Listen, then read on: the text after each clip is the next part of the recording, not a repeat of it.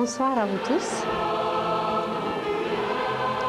Nous continuons notre série de conférences sous le thème « Connais-toi toi-même ».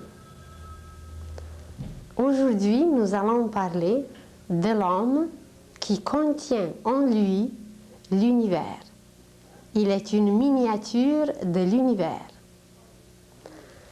Aux Indes, il y a des sages qui probablement n'ont rien à faire, alors ils s'amusent, ils prennent une coquille de noix de Grenoble et dans cette coquille, qui ressemble à un hémisphère du cerveau, ils placent 108 verges de soie.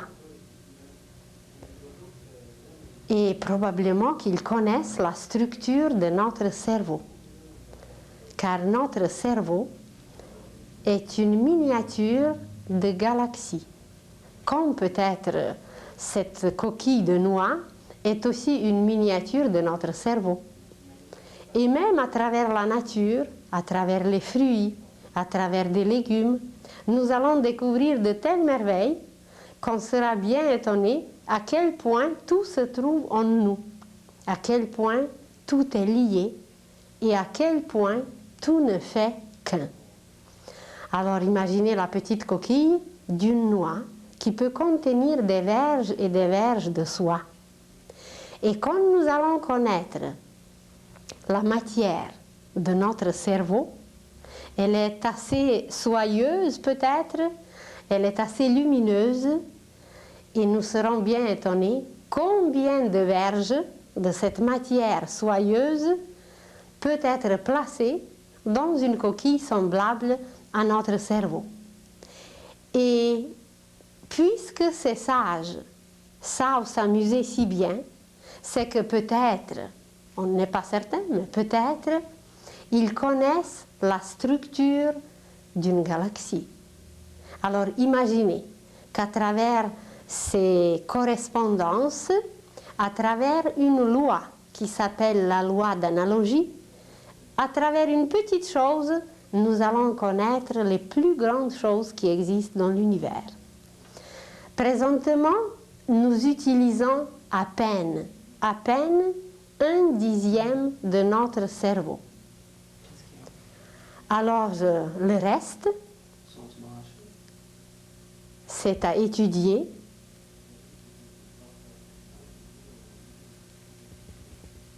Le reste, c'est à apprendre et ensuite, à travers tout ce que nous possédons, à travers tout ce que nous avons en nous-mêmes, nous allons connaître l'univers entier.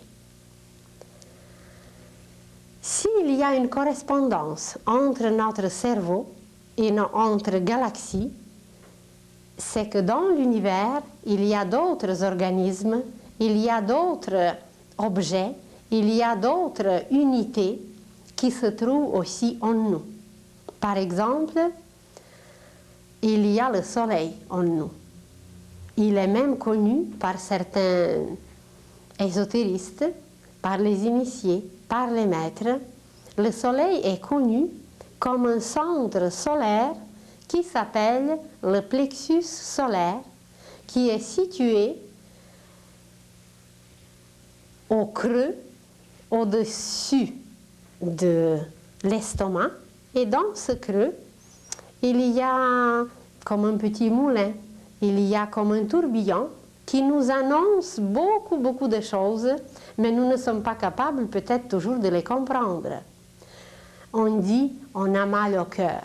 En réalité, ce n'est pas au cœur physique qu'on a mal, c'est qu'il y avait un sentiment qu'on a capté et ce sentiment, il ne correspond pas au niveau, au degré, au taux vibratoire de nos sentiments.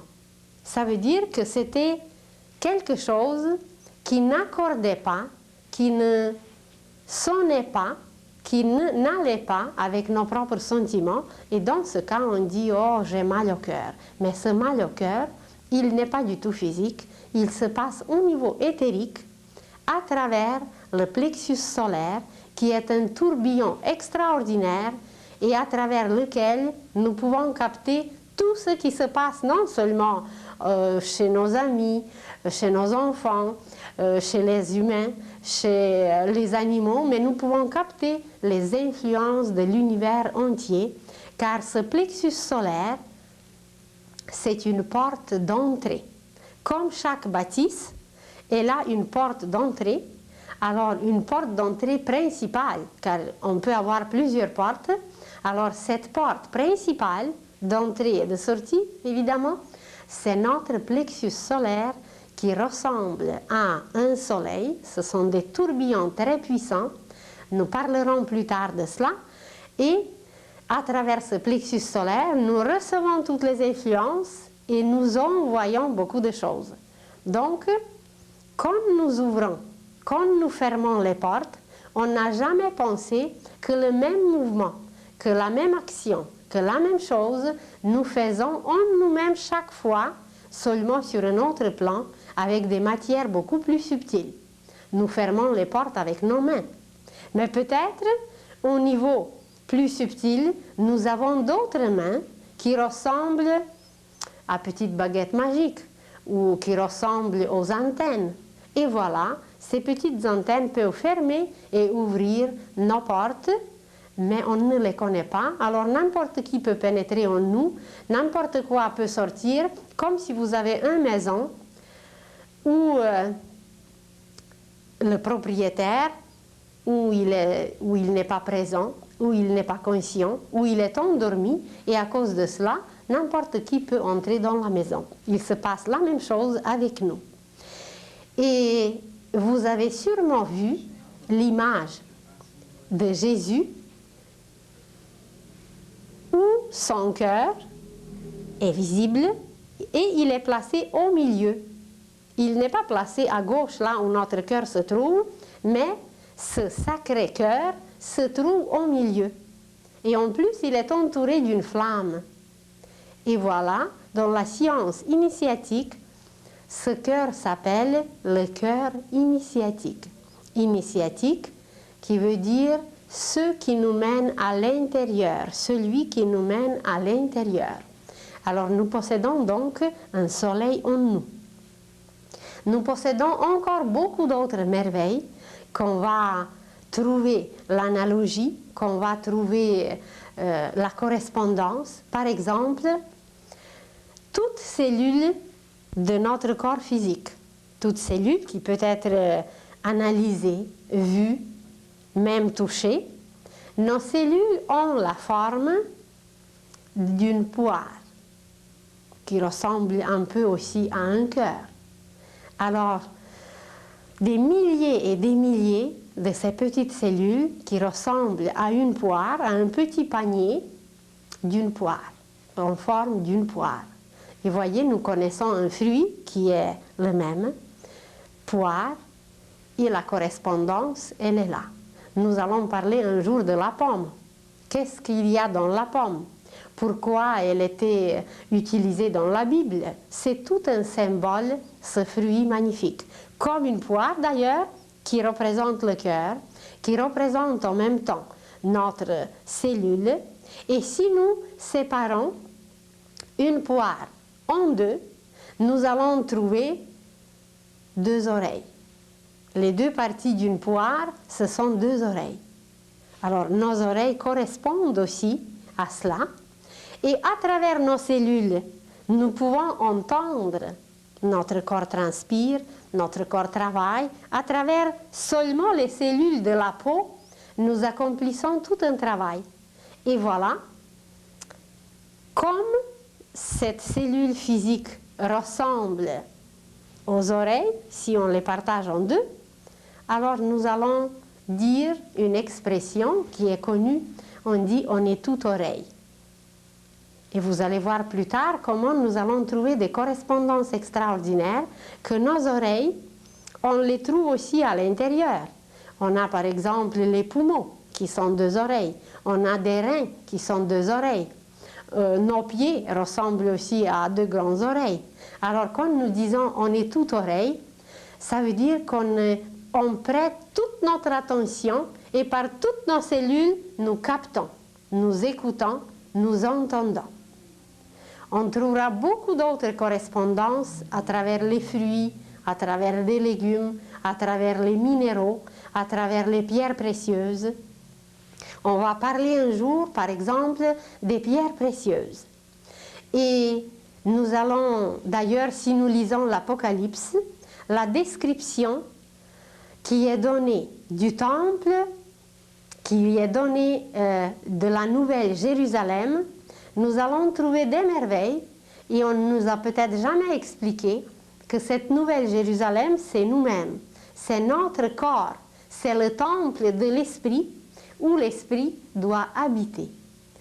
Alors quand on nous a dit « Ne savez-vous pas que vous êtes le temple de Dieu et que l'Esprit de Dieu vous habite ?» Eh bien, c'est justement ce temple, c'est notre corps. Et dans notre corps, comme on a dit tout à l'heure, il y a une porte d'entrée principale qui se trouve au niveau du plexus solaire, qui était connue. Même Jésus est présenté avec cette porte quand on le présente avec le cœur initiatique, le cœur qui mène à l'intérieur de nous-mêmes et qui nous lie avec l'intérieur de toutes choses qui existent. Alors, c'est une des portes, c'est une porte principale, mais nous avons beaucoup d'autres portes. On va découvrir qu'exactement comme c'est décrit dans l'Apocalypse, la Nouvelle Jérusalem, avec toutes ses portes et toutes ses merveilles, nous possédons aussi 12 portes. Sur la tête, nous avons 7 portes. On a 2 oreilles, on a 2 yeux, 2 narines et une bouche, ça fait 7 portes.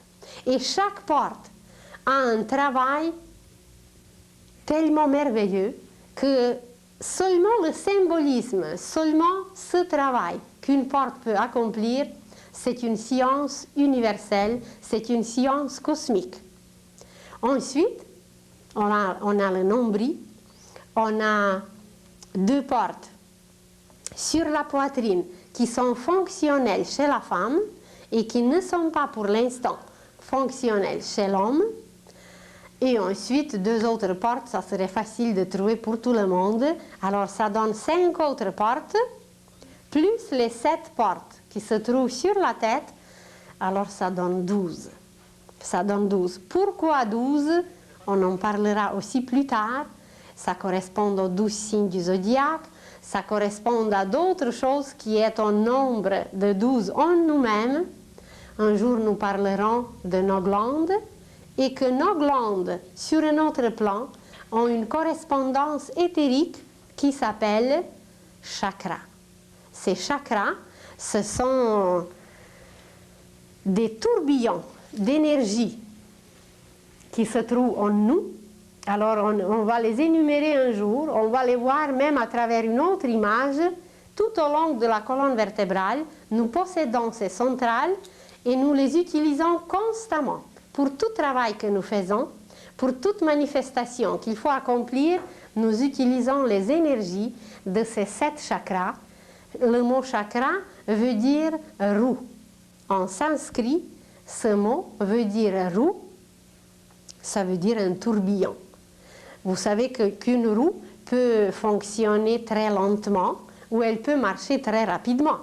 Vous imaginez un ventilateur et vous le branchez à une certaine vitesse, on peut encore voir ses rayons, il va tourbillonner à peine.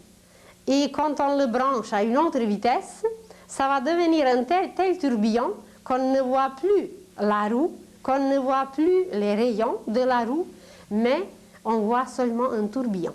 Alors en nous-mêmes, tout au long de la colonne vertébrale, il y a 7 roues principales, parce qu'on a d'autres qui sont secondaires, et ces 7 roues nous lient à certaines planètes, aux 7 planètes, elles nous lient aux 7 systèmes solaires qui nous influencent sans cesse, car vous le savez qu'il y a des systèmes et des systèmes solaires à l'infini.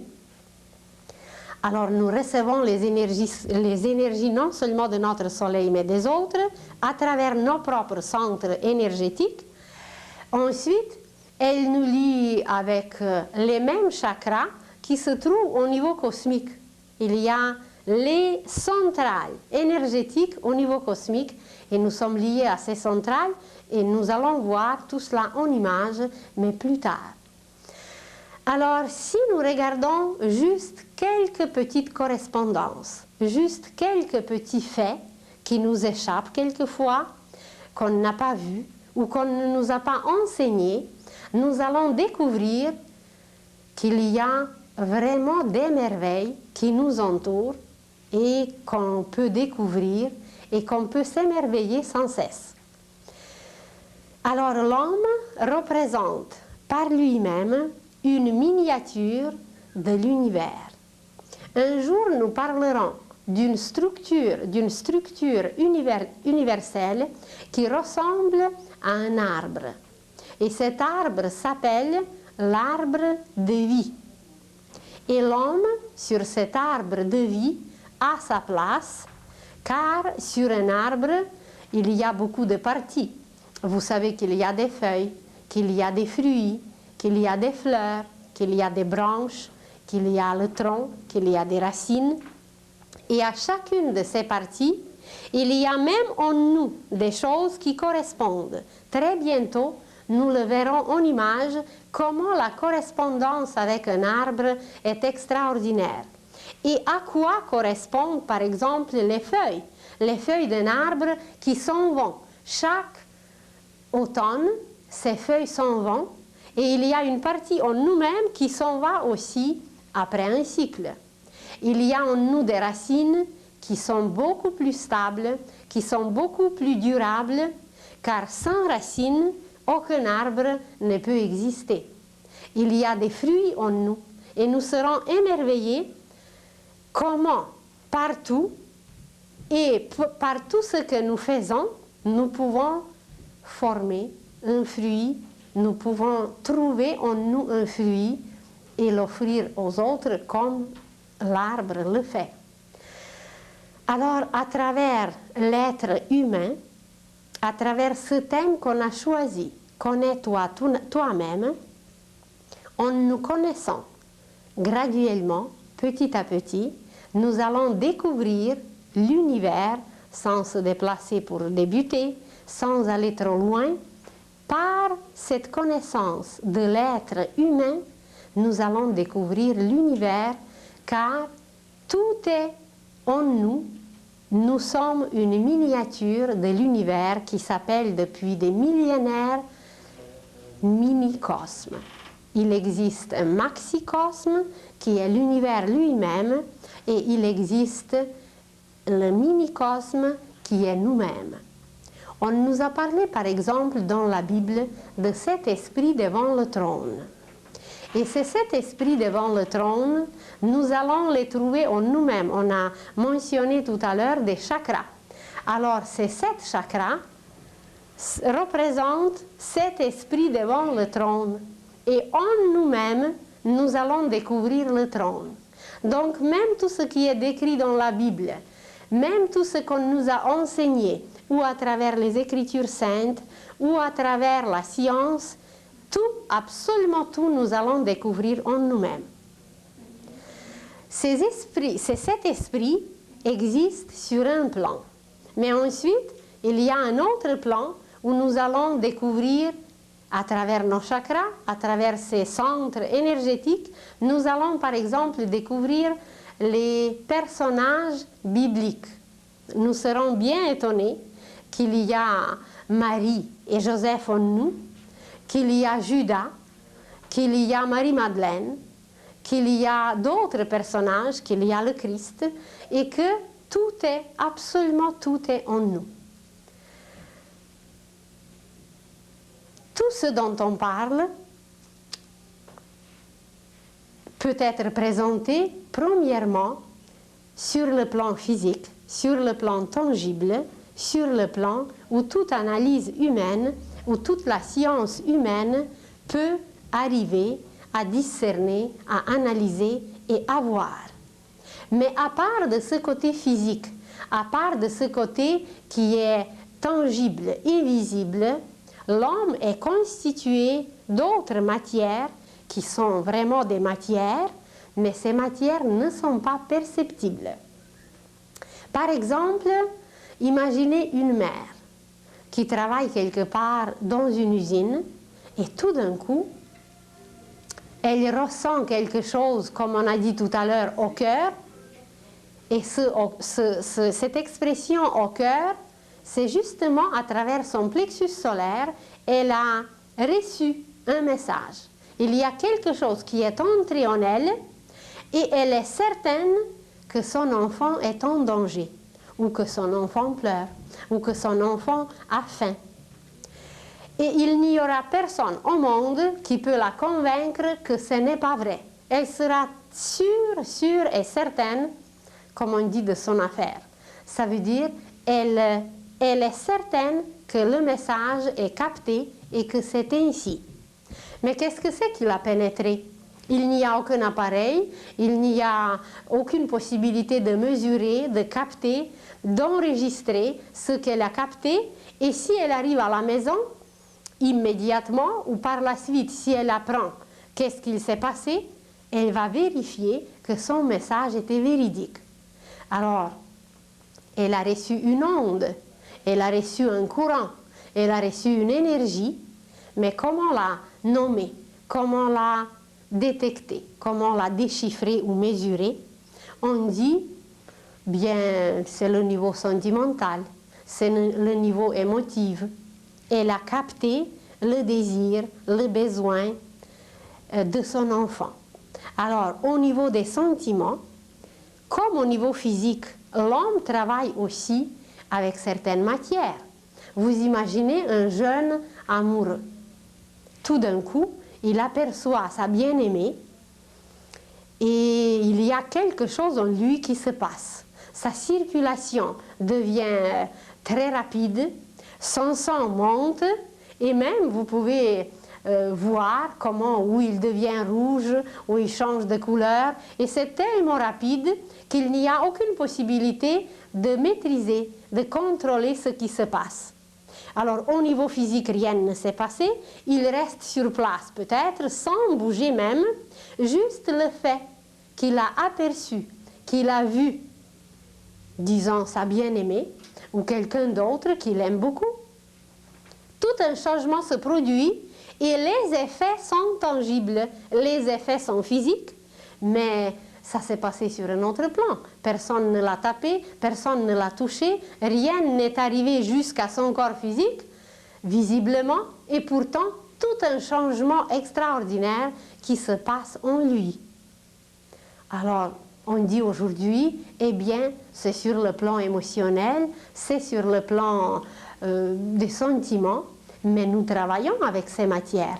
Imaginez que même quand on ne voit pas celui qu'on aime, ou même quand on ne voit pas celui qu'on n'aime pas, il y a des sentiments qui peuvent nous faire bouger, qui peuvent nous pousser à accomplir des gestes, qui peuvent nous pousser à accomplir des actions. Et il y a tout un remue-ménage qui se passe en nous sans toucher une matière quelconque visible. Et pourtant, ça fait travailler, ça fait pousser, ça fait agir.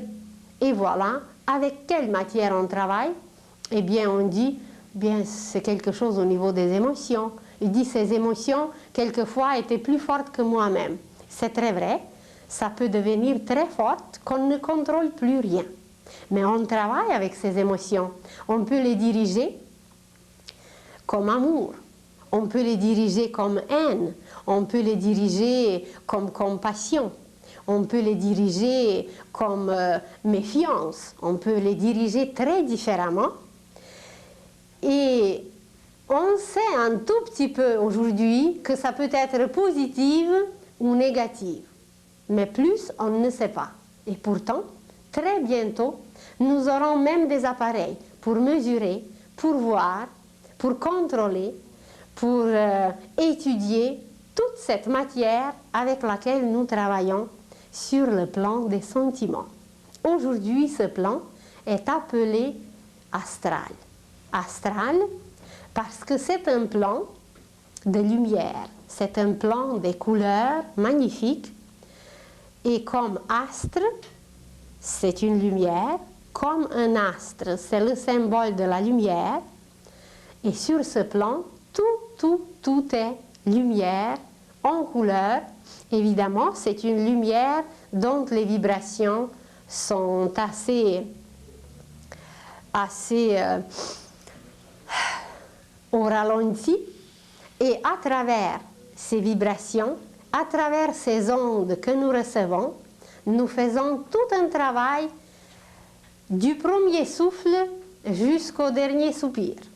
Un petit bébé qui vient au monde, comment se fait-il qu'il sait? Comment se fait-il qu'il peut détecter si c'est sa mère ou si ce n'est pas sa mère? Si c'est sa mère, il va être bien, il ne va pas pleurer, mais dès que c'est un étranger et qu'il ne vibre pas autant avec cet étranger, alors il se mettra à pleurer. Alors déjà, un petit bébé qui est à peine quelques heures ici, il peut déjà travailler, et il travaille d'ailleurs déjà avec toutes ces matières qui nous sont aujourd'hui inconnues.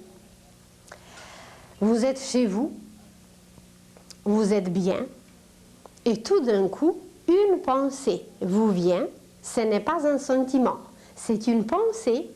Vous pensez à votre ami d'enfance, et vous avez l'impression que quelque chose se passe, et tout d'un coup, dans votre pensée, vous avez même des images, qui peuvent être des images belles, heureuses, ou des images d'une autre catégorie, d'un autre genre, et vous êtes sûr et certain qu'il y a quelque chose qui se passe avec cet ami. Si les pensées sont belles, c'est qu'il se prépare peut-être pour le mariage. Si ces pensées ne sont pas belles, il se peut qu'il est arrivé quelque chose de grave. Et par la suite, ou tout de suite, vous apprenez justement la nouvelle au sujet de votre ami. C'est que vous avez capté une matière, une image qu'on appelle aujourd'hui mentale. Et cette image est extrêmement vivante. Cette énergie, elle est très rapide.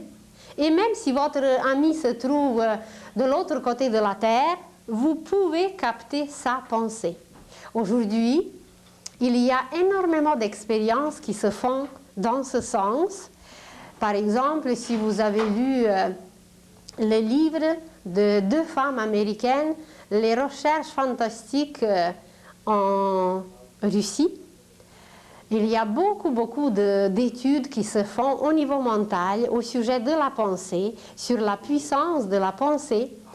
Alors, tout ce travail prouve déjà scientifiquement que nous travaillons sans cesse avec des matières et des matières au niveau de la pensée, au niveau mental. Et même bientôt, on va découvrir qu'il y a le mental concret qui peut être présenté par une image, par une pensée concrète, par une pensée imagée, mais qu'il y a une autre partie de notre mental qui est plus abstraite, qui ne peut pas être présentée par une image. Seulement par la suite, nous sommes capables d'extraire des images de ce symbole, de faire des images, mais en elle-même, cette pensée est comme un symbole, comme une sémence. Dans une sémence, il se trouve déjà toutes les images de l'arbre futur. Il y a toute sa musique, il y a toute sa sève, il y a tout ce qui va se passer au niveau des racines. Il y a tout le travail alchimique de la formation des fruits. Mais quand nous regardons juste une sémence, eh bien, on ne voit pas grand-chose, parce qu'elle est un symbole. Elle est un résumé, elle est un petit tout qui contient énormément et énormément de détails. Et imaginez un arbre qui peut vivre des centaines d'années, que tout est déjà contenu dans cette petite sémence minuscule.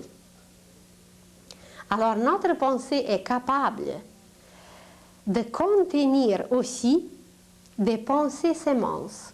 Elle est capable de contenir des symboles. Par exemple, vous prenez une note. Quelqu'un qui ne connaît pas des notes, ce petit ovale noir ne lui dira pas grand-chose. Mais s'il s'agit d'un musicien, cette note, ça va être toute une vie pour lui. À la base de cette note, il peut composer toute une œuvre. En s'inspirant de cette note, il peut créer des merveilles. Par exemple, Beethoven avait une servante. Et sa servante chantait beaucoup. Et vous savez sûrement qu'à la fin de sa vie, Beethoven est devenu sourd. Et à cause peut-être de ce fait, elle était obligée de parler très fort. Et elle était toujours très gaie, elle était toujours très bien. Et elle inspirait beaucoup Beethoven. Alors, il est arrivé quelque chose un matin et elle s'est mise à rire. Et elle a ri d'une telle façon que ça l'a inspirée pour toute une œuvre. Par exemple, elle riait « ha ha ha ha ». Alors ça lui a donné toute une idée pour réaliser quelque chose. Et imaginez maintenant que ce rire peut être transmis par des notes. Et chaque note va contenir toute une vie.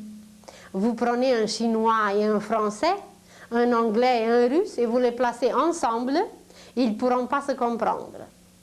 Mais vous mettez un disque, une œuvre musicale, et on va retrouver, si on avait aujourd'hui un appareil pour photographier ce qui va se passer dans leur pensée, alors on va trouver les mêmes images produites, provoquées, formées dans leur pensée. Alors par le langage, par l'expression au niveau physique, il serait impossible de se comprendre, mais au niveau de la pensée, grâce à ces notes symboles, grâce à cette pensée abstraite qui est contenue dans ces petits symboles, voilà, ces êtres différents dans la vie ordinaire, dans la vie courante, qui ne peuvent même pas se parler, eh bien, ils vont se comprendre, ils vont se regarder et sourire l'un à l'autre, parce que cette œuvre musicale provoque en eux les images qui se ressemblent beaucoup, qui sont presque identiques. Alors, au niveau de la pensée, nous sommes capables de faire une analyse, de comprendre les images concrètes, mais aussi nous sommes capables de comprendre des images abstraites, des images qui contiennent tout un monde, des images sémences, des pensées sémences. Ou vous prenez un mathématicien, ou vous prenez même la médecine par exemple. Les deux médecins, il y a un d'Italie et l'autre de notre pays. Alors la recette que l'un a écrite, l'autre pourra lire grâce à la langue latine qui est utilisée pour écrire ces choses. Tandis qu'au niveau du langage, au niveau physique, ils ne pourront pas se comprendre. Et les mathématiques, par exemple, aussi, c'est tout un langage symbolique qu'un mathématicien d'un côté de la Terre et l'autre de l'autre côté de la Terre, ils peuvent comprendre les mêmes formules, les mêmes choses, sans se comprendre au niveau physique, par la langue utilisée.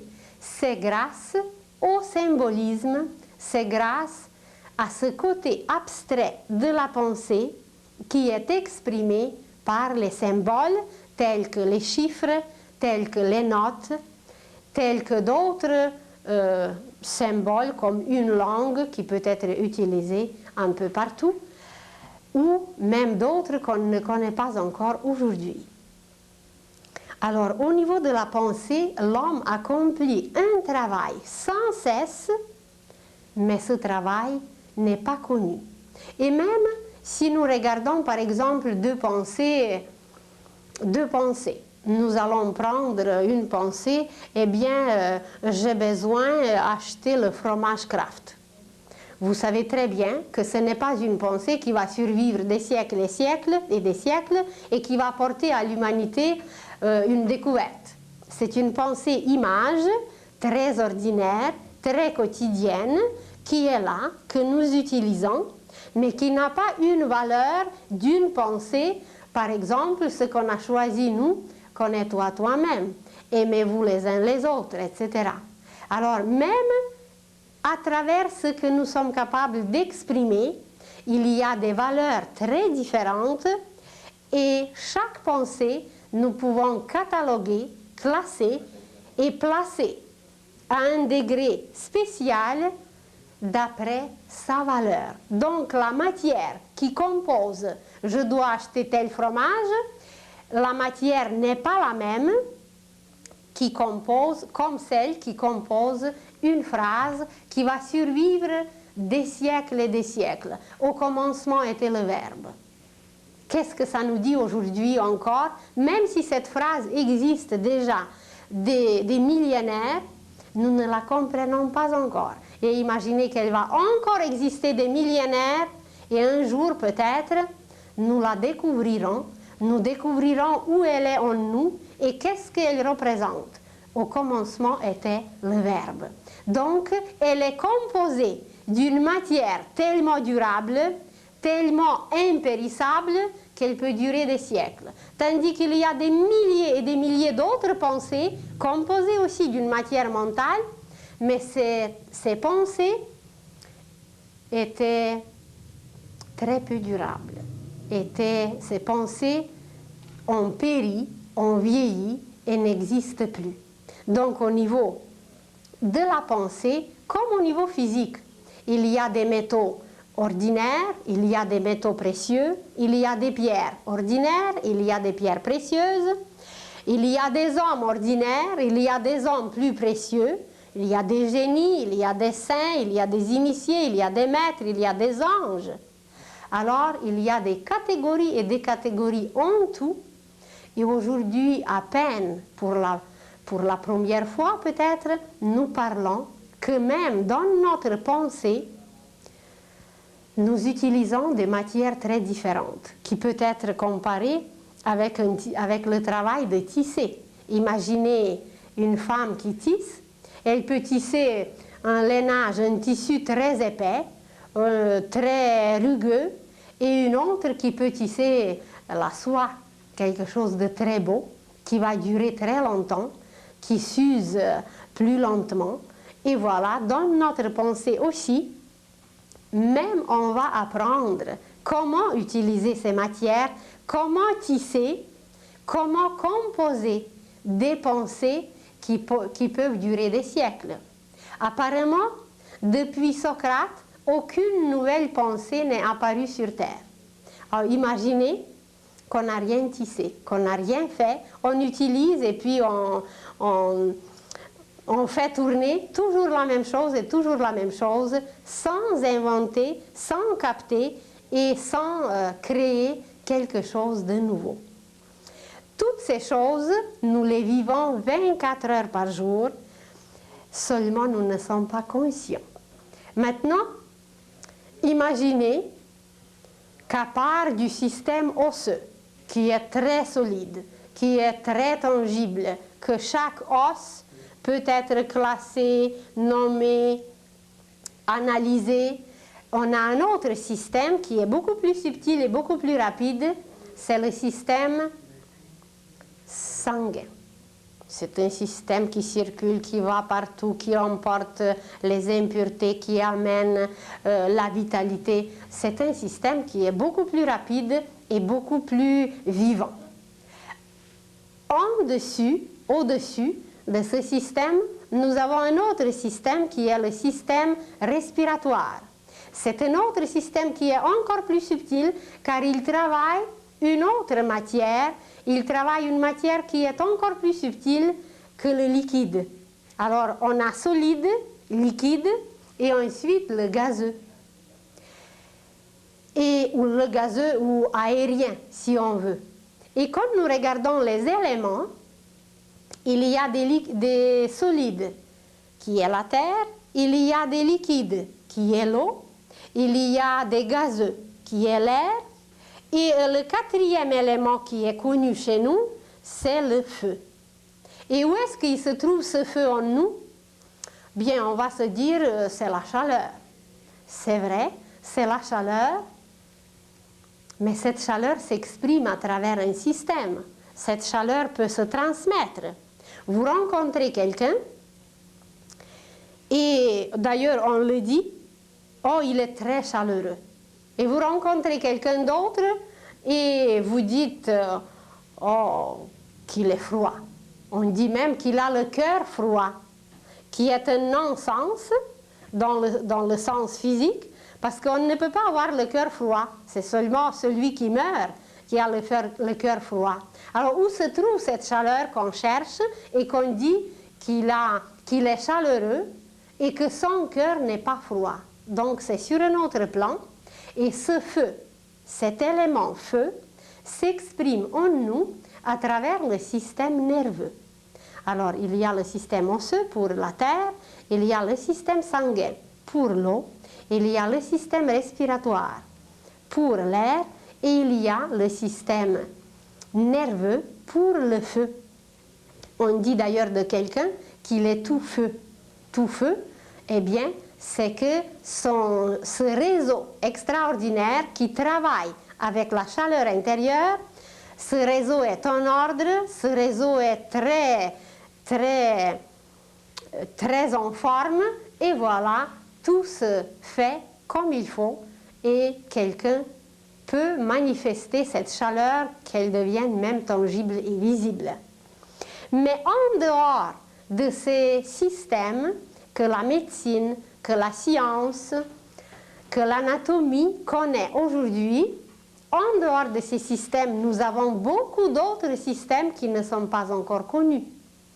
Par exemple, on va apprendre justement bientôt ce système des chakras, ce système éthérique qui nourrit l'homme au niveau de la vitalité, au niveau des énergies qui nous donnent la santé, qui nous donnent la vigueur, qui nous lient même à beaucoup d'autres choses. Alors sur ce plan, l'homme travaille avec un autre réseau, avec un autre système qui est le système des chakras, le système éthérique. Mais au-dessus de ce système éthérique, nous avons encore d'autres systèmes. Vous avez sûrement entendu parler de l'aura. D'ailleurs, la science d'aujourd'hui l'a prouvé déjà. Il y a un couple russe qui a inventé un appareil pour photographier cette vitalité qui se trouve autour, par exemple, des feuilles, des plantes, des animaux et même des humains, autour d'un doigt. Alors, elle peut photographier déjà le côté éthérique, le côté subtil, le côté aurique. L'image que vous voyez, le corps physique, ce sont les contours noirs, et tout autour de ces contours se trouvent d'autres petites lignes qui sont en violet, ceux qui possèdent la couleur. Ces petites lignes violettes représentent notre fluide éthérique qui entoure le corps et qui a une certaine épaisseur, et ce fluide éthérique forme tout un corps car il nous pénètre, il nous transperce, et voilà, nous sommes entourés d'un double qui est notre force vitale, qui est ce côté, ce système éthérique.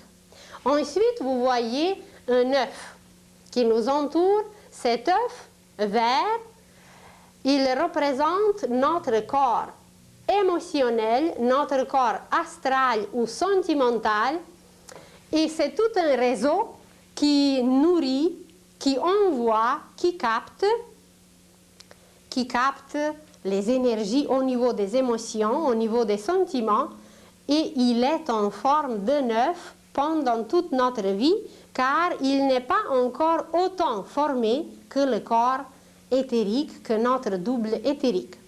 Ensuite, vous voyez les contours rouges qui se trouve au-dessus de nous, ces contours rouges, c'est justement la matière de la pensée concrète.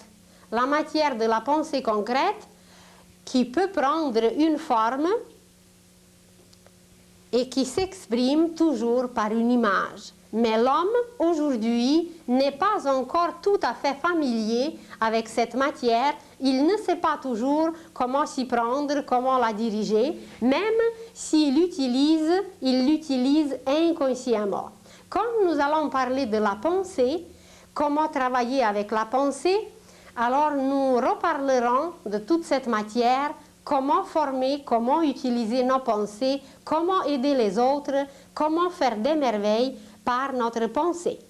Ensuite, vous voyez des points dorés. Ces points dorés, ce sont justement les petites sémences abstraites dont on a parlé tout à l'heure.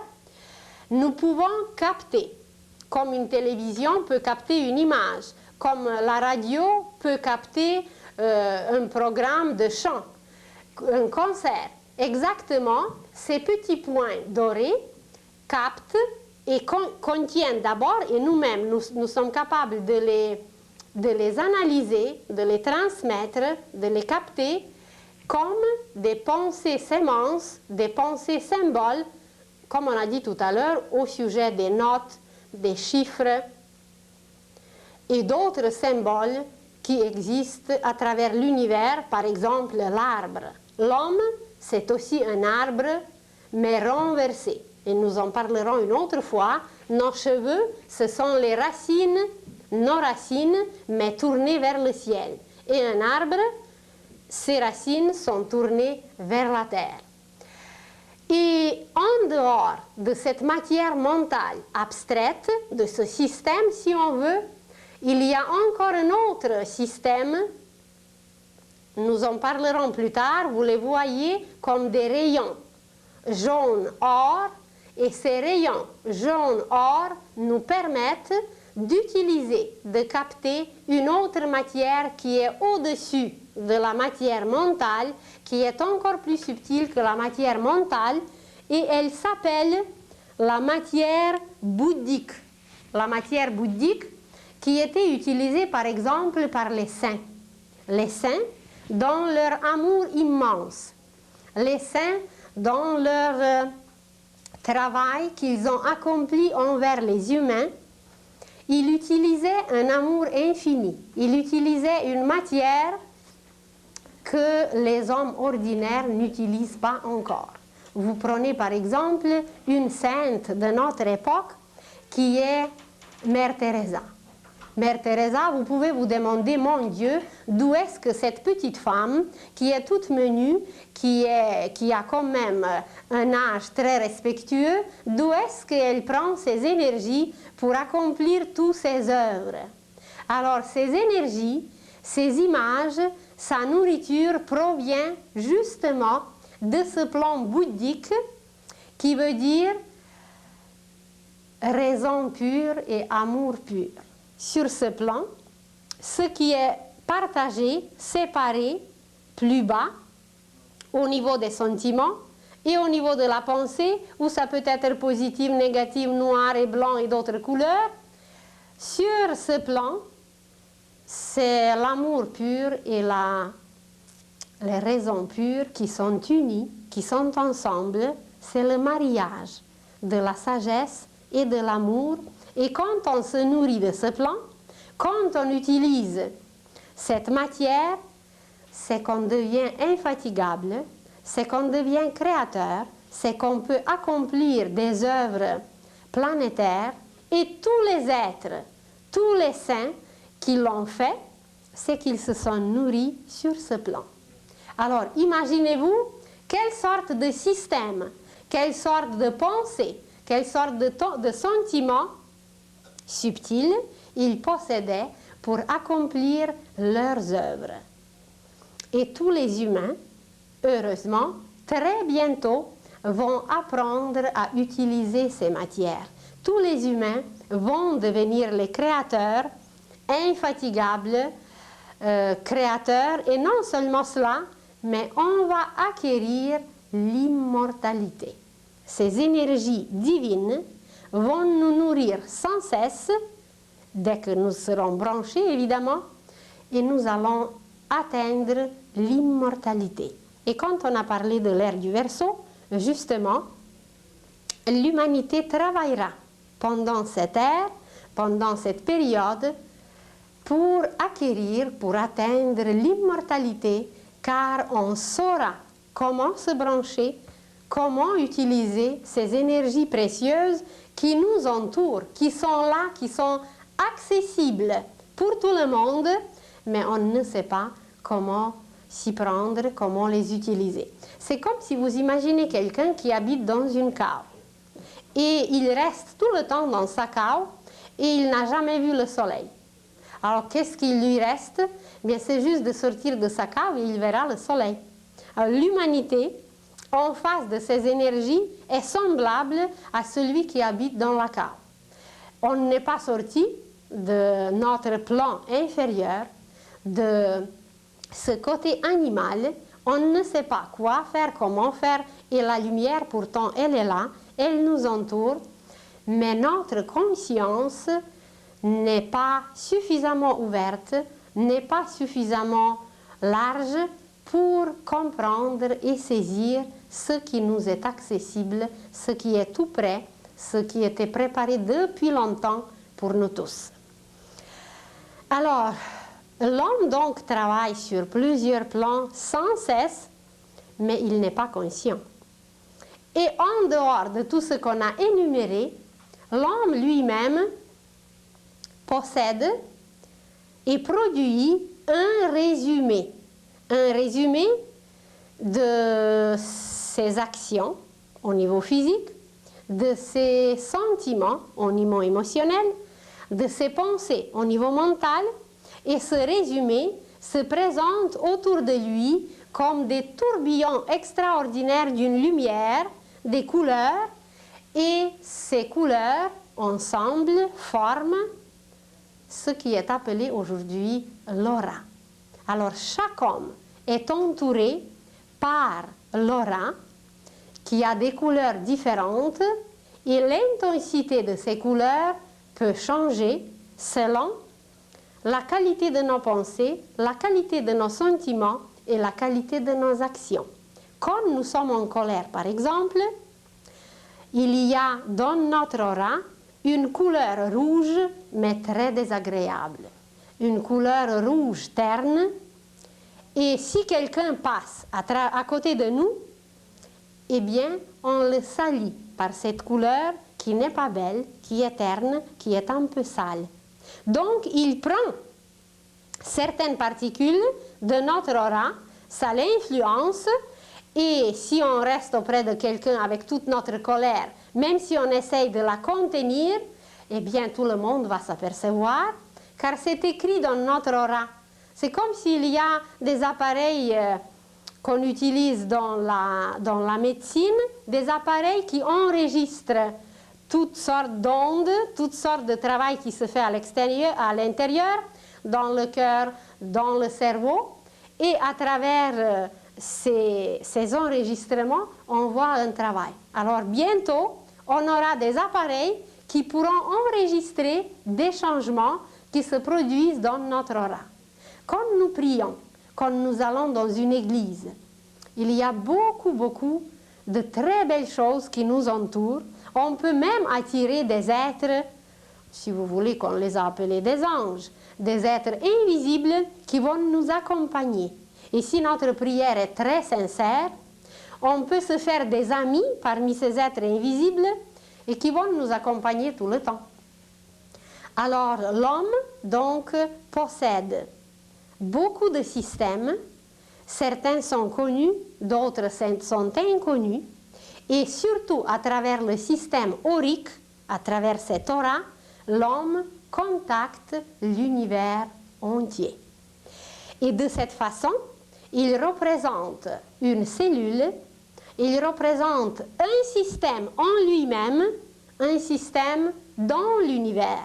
Comme il y a le système solaire, comme il y a le système zodiacal, comme il y a le système galactique, l'homme en lui-même représente tous ces systèmes et nous allons trouver des correspondances magnifiques car il est par lui-même l'univers. L'univers en miniature et il n'y a pas une mouche, il n'y a pas un insecte, il n'y a pas une chose la plus minime, la plus petite qui existe en dehors dans l'univers qui ne se trouve pas en nous. Vous allez dire, oh j'aimerais savoir combien de mouches j'ai en moi. On va en parler. Les mouches se trouvent au niveau des sentiments. Nos sentiments qui ne sont pas beaux, nos sentiments qui produisent, qui se nourrissent des saletés, eh bien ce sont des mouches en nous. Alors nous allons trouver des correspondances magnifiques qui nous prouveront que l'homme est un univers. Alors je vous remercie beaucoup pour votre patience et la semaine prochaine nous allons encore continuer par d'autres choses. Ça va être les différents niveaux de la conscience humaine. Nous allons parler de l'inconscient, du subconscient, de la conscience, de la superconscience et comment ces niveaux différents sont placés en nous, à quoi ils correspondent, où nous les trouvons dans la nature et comment nous pouvons les utiliser pour nous comprendre et pour nous connaître mieux. Ensuite, nous parlerons de beaucoup d'autres choses, mais on va commencer d'abord par la conscience, car c'est par elle que nous nous connaissons et que nous sommes capables de tout connaître. Alors c'est un outil extraordinaire que nous utilisons plus ou moins bien, plus ou moins avec une notion exacte ou inexacte. Et pour l'utiliser mieux, nous en parlerons la prochaine fois.